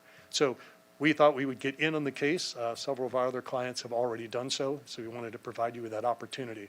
Under our contract that we have with you for outside litigation, we have to do it by separate contract, and that's why we're providing this opportunity. If you have any questions about the process or the legal process, I'll be glad to discuss that with you. And Laura Donaldson also is very involved with the clients and that have been pursuing this and filing those complaints. So she may join me at the podium if you hit me with one that stumps me. So, having spoken about the increase of scrutiny on stormwater in the state of Florida, have you heard anything about the potential of the state joining this case? The state has, the Attorney General our Florida Attorney General is pursuing as well. Okay. But it's not in this case. So you wouldn't get the proceeds from these settlements in her case. So it would be separate if there's I just something- wondered because the state of Florida is going to be so impacted, looking at the map. Wow. Yeah, you're right. Questions? Anybody else? So we do have a motion, and the motion is to peruse the legal services contract that we have in the document, in the backup materials. Yeah, motion to approve legal services contract with the firms listed on the slide. Motion is second. All right, any further discussion? There's no downside here to this that I can see. We would be No, there's missing no out if we didn't downside to join. being involved in litigation. Now that the discovery has been cut off for individual areas, then that limits the involvement of our staff or other people that have to spend time. We'll still provide information on PFAS levels that have been detected for the case, but that will be it. Okay, thank you. Do you have any suggestions on how we pursue this ourselves? Should we go the same route back in our, where we have our own utilities? Yes. Or is there a different route that county should go? No, I mean, our recommendation would be for all of our clients to be involved in the case and join as soon as you possibly can in order to make sure that you get in line for the money, as it won't last very long. Very good. Okay. Thank you for that. Appreciate it. So we have a motion and a second. Is there any further discussion? Hearing none, is there any opposition? It passes unanimously. Thank you. Thank you. And you have your general counsel's report as well. You don't have anything to report? And then we go to the executive director's report. I have nothing to report either. Well, I guess the only other thing we have, and I can't get my agenda open back up, so give me a second, but I think it's just the routine reports, right? Any board member comments? Yes, yeah. First of all, thank you to our host today, Manatee County. Thank you for that. I had the opportunity a couple of months ago to do a tour of the facility. I want to thank staff for the kindness shown, and it was an exceptional tour, very impressive, and enjoyed doing that. If you hadn't had an opportunity to do that, I would certainly recommend it. With that, that's it. All right, do we have to move the routine reports, by the way? I didn't ask. Those are just for your. They're just for information. Okay. Very good. Any other board member comments? I'd just like to say thank you to the district on what you guys are doing to provide a safe water for our consumers and our counties. And so, these efforts are expensive, tedious, but it's a vital resource that we all have and we need to take care of. So thank you guys for all your hard work. Thank you, Jared. All right, with that, our next authority board meeting is October 4th, 2023, 9:30 a.m., Sarasota County Administration Center. So if Mike is back from Italy, he'll be our host, I guess. Otherwise, we'll see Ron there. And if there's nothing further, we're adjourned.